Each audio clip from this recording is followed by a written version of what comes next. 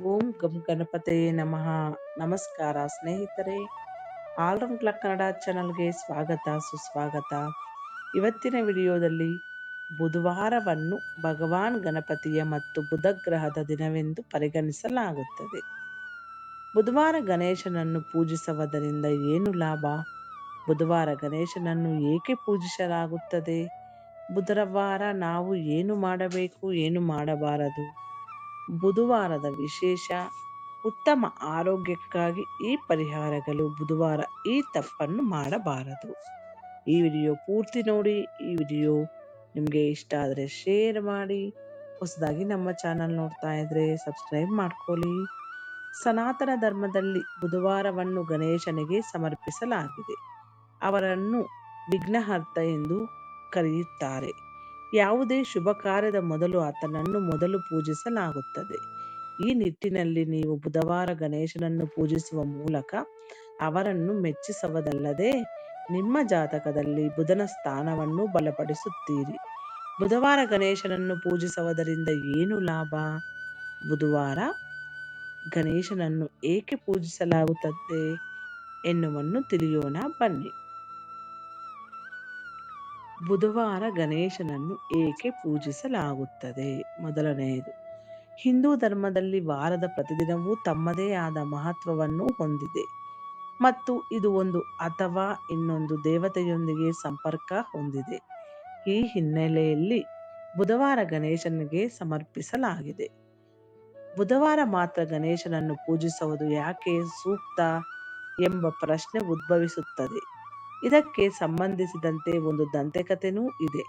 ಪಾರ್ವತಿ ದೇವಿಯು ತನ್ನ ಕೈಗಳಿಂದ ಗಣೇಶನನ್ನು ಸೃಷ್ಟಿಸುವ ಸಮಯದಲ್ಲಿ ಬುಧ ದೇವರು ಕೂಡ ಕೈಲಾಸ ಪರ್ವತದಲ್ಲಿ ಇದ್ದುದರಿಂದ ಗಣೇಶನನ್ನು ಬುಧವಾರ ಪೂಜಿಸಲಾಗುತ್ತದೆ.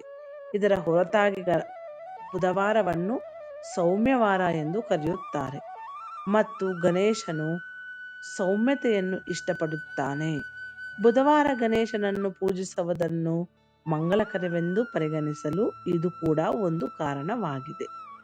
ಬುಧವಾರ ಗಣೇಶನನ್ನು ಪೂಜಿಸುವುದರ ಪ್ರಯೋಜನವೇನು ಅಂದರೆ, ಯಾವುದೇ ಹೊಸ ಕೆಲಸದ ಆರಂಭಕ್ಕೆ ಬುಧವಾರವನ್ನು ಅತ್ಯಂತ ಮಂಗಳಕರವೆಂದು ಪರಿಗಣಿಸಲಾಗುತ್ತದೆ.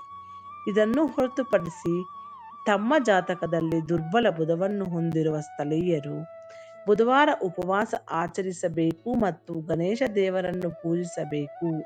ಉಪವಾಸವನ್ನು ಆಚರಿಸುವ ಮತ್ತು ಭಕ್ತಿಯುಳ್ಳ ಹೃದಯ ಮತ್ತು ಶುದ್ಧ ಆತ್ಮದಿಂದ ಗಣೇಶನನ್ನು ಪೂಜಿಸುವ ಜನರು ಶಾಂತಿ, ಸಮೃದ್ಧಿ ಮತ್ತು ಸಂಪತ್ತಿನಿಂದ ಆಶೀರ್ವದಿಸುತ್ತಾರೆ ಎಂದು ನಂಬಲಾಗಿದೆ. ಅಲ್ಲದೆ ಅವರ ದಾರಿಯಲ್ಲಿ ಬರುವ ಎಲ್ಲ ರೀತಿಯ ಅಡೆತಡೆಗಳು ದೂರವಾಗಲು ಪ್ರಾರಂಭವಾಗುತ್ತದೆ. ಈ ನೆಪದಲ್ಲಿ ಗಣೇಶನನ್ನು ಪೂಜಿಸುವುದರಿಂದ ಜನರು ಜ್ಞಾನ, ಬುದ್ಧಿವಂತಿಕೆ ಇತ್ಯಾದಿಗಳನ್ನು ಪಡೆದುಕೊಳ್ಳಬಹುದು. ಉತ್ತಮ ಆರೋಗ್ಯಕ್ಕಾಗಿ ಬುಧವಾರ ಪರಿಹಾರಗಳು. ಬುಧವಾರ ನೀವು ದೀರ್ಘಕಾಲದವರೆಗೆ ಯಾವುದೇ ರೋಗವನ್ನು ನಿರಂತರ ಎದುರಿಸುತ್ತಿದ್ದರೆ ಬುಧವಾರ ಹೆಸರು ಬೇಳೆಯನ್ನು ಕೆಲವು ನಿರ್ಗತಿಕರಿಗೆ ಅಥವಾ ದೇವಸ್ಥಾನದಲ್ಲಿ ದಾನ ಮಾಡಿ.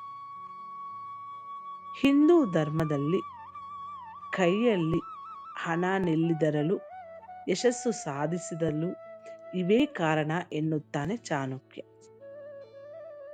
ಹಿಂದೂ ಧರ್ಮದಲ್ಲಿ ಗೋಮಾತೆ ಎಂದು ಕರೆಯಲ್ಪಡುವ ಹಸುಗಳಿಗೆ ಬುಧವಾರ ಆಹಾರವನ್ನು ನೀಡುವುದರಿಂದ ಆರೋಗ್ಯ ಸಮಸ್ಯೆಗಳನ್ನು ಸಹ ನಿರ್ಮೂಲನೆ ಮಾಡಬಹುದು ಮತ್ತು ದೇವತೆಗಳ ಆಶೀರ್ವಾದವೂ ಸಿಗುತ್ತದೆ.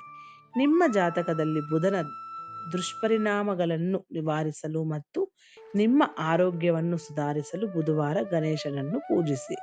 ಅವನಿಗೆ ಪ್ರಸಾದವಾಗಿ ಮೋದಕವನ್ನು ನೀಡಿ. ನೀವು ಯಾವುದೇ ಚರ್ಮ ಸಂಬಂಧಿ ಸಮಸ್ಯೆಯನ್ನು ಎದುರಿಸುತ್ತಿದ್ದರೆ ನೀವು ಬುಧವಾರ ಉಪವಾಸ ಆಚರಿಸಬೇಕು.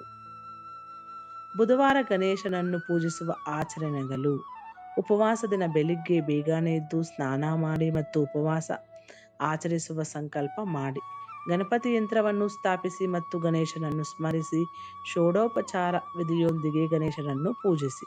ದಂತಕಥೆಯನ್ನು ಪಠಿಸಿ ಮತ್ತು ಲಡ್ಡು, ಮೋದಕ ಮತ್ತು ಹಲ್ವಾಗಳನ್ನು ಗಣೇಶನಿಗೆ ಅರ್ಪಿಸಿ. ಕೊನೆಯಲ್ಲಿ ಆರತಿ ಮಾಡಿ ಮತ್ತು ತಿಳಿದೋ ತಿಳಿಯದೆಯೋ ಮಾಡಿದ ಯಾವುದೇ ಪಾಪಗಳಿಗೆ ಕ್ಷಮೆ ಕೇಳಿ. ಮತ್ತೊಮ್ಮೆ ಸಂಜೆ ಸ್ನಾನ ಮಾಡಿ ಮತ್ತೆ ಪೂಜೆ ಮಾಡಿ ಮತ್ತು ಪ್ರಸಾದ ಸೇವಿಸುವ ಮೂಲಕ ಉಪವಾಸವನ್ನು ಮುಗಿಸಿ. ನಿಮ್ಮ ಹಣಕಾಸಿನ ಸಾಮರ್ಥ್ಯಕ್ಕೆ ಅನುಗುಣವಾಗಿ ನೀವು ಕೆಲವು ನಿರ್ಗತಿಕರಿಗೆ ದಾನ ಮಾಡಿದಾಗ ಉಪವಾಸವನ್ನು ಸಂಪೂರ್ಣ ಎಂದು ಪರಿಗಣಿಸಲಾಗಿದೆ. ನೀವು ಹಸಿರು ಬಣ್ಣದ ಬಟ್ಟೆ ಮತ್ತು ಹೆಸರು ಬೇಳೆಯನ್ನು ದಾನ ಮಾಡಬಹುದು. ಉಪವಾಸದಲ್ಲಿ ಫಲಹಾರವನ್ನು ಸೇವಿಸಬಹುದು. ಬುಧವಾರ ಯಾವುದೇ ಹಣಕಾಸಿನ ವಹಿವಾಟು ನಡೆಸಬಾರದು. ಬುಧವಾರ ಯಾರಾದರೂ ಸಾಲ ನೀಡಿದರೆ ಅಥವಾ ಸಾಲ ಮಾಡಿದರೆ ಅವರು ತಮ್ಮ ಜೀವನದಲ್ಲಿ ಹಣಕಾಸಿನ ಸಮಸ್ಯೆಗಳನ್ನು ಎದುರಿಸಬೇಕಾಗುತ್ತದೆ. ಬುಧವಾರ ಗಣೇಶ ಮತ್ತು ಬುಧನಿಗೆ ಸಮರ್ಪಿಸಲಾಗಿದೆ. ಆದ್ದರಿಂದ ಈ ದಿನ ಯಾರೊಂದಿಗೂ ಕಟುವಾಗಿ ಮಾತನಾಡಬಾರದು. ಬುಧವಾರ ಕಪ್ಪು ಬಟ್ಟೆಗಳನ್ನು ಧರಿಸಬೇಡಿ. ಇಲ್ಲದಿದ್ದರೆ ಇದು ವೈವಾಹಿಕ ಜೀವನದಲ್ಲಿ ಸಮಸ್ಯೆಗಳನ್ನು ಉಂಟು ಮಾಡಬಹುದು. ಬುಧವಾರ ಪಶ್ಚಿಮ ದಿಕ್ಕಿಗೆ ಪ್ರಯಾಣಿಸುವುದನ್ನು ತಪ್ಪಿಸಲು ಸೂಚಿಸಲಾಗಿದೆ, ಯಾಕಂದರೆ ಇದನ್ನು ಅಶುಭವೆಂದು ಪರಿಗಣಿಸಲಾಗುತ್ತದೆ. ಬುಧವಾರ ಹಣವನ್ನು ಹೂಡಿಕೆ ಮಾಡುವುದರಿಂದ ಹಣದ ನಷ್ಟ ಸಂಭವಿಸುತ್ತದೆ. ಆದ್ದರಿಂದ ಶುಕ್ರವಾರದ ದಿನವೂ ಹಣ ಹೂಡಿಕೆಗೆ ಶುಭ ದಿನ. ಇದು ಸ್ನೇಹಿತರೆ ಇವತ್ತಿನ ವಿಡಿಯೋ. ಈ ವಿಡಿಯೋದಲ್ಲಿರುವ ಎಲ್ಲ ಅಂಶಗಳು ನಿಮ್ಮ ಸ್ವಂತ ವಿವೇಚನೆ ಬಳಸಿ ನಿರ್ಧಾರಗಳೆಲ್ಲ ತೆಗೆದುಕೊಳ್ಳಿ. ಈ ವಿಡಿಯೋ ನಿಮ್ಗೆ ಇಷ್ಟ ಆದರೆ ಶೇರ್ ಮಾಡಿ. ಹೊಸದಾಗಿ ನಮ್ಮ ಚಾನಲ್ ನೋಡ್ತಾ ಇದ್ರೆ ಸಬ್ಸ್ಕ್ರೈಬ್ ಮಾಡ್ಕೊಳ್ಳಿ. ಮುಂದಿನ ವಿಡಿಯೋದಲ್ಲಿ ಸಿಗೋಣ. ಅಲ್ಲಿವರೆಗೂ ಧನ್ಯವಾದಗಳು.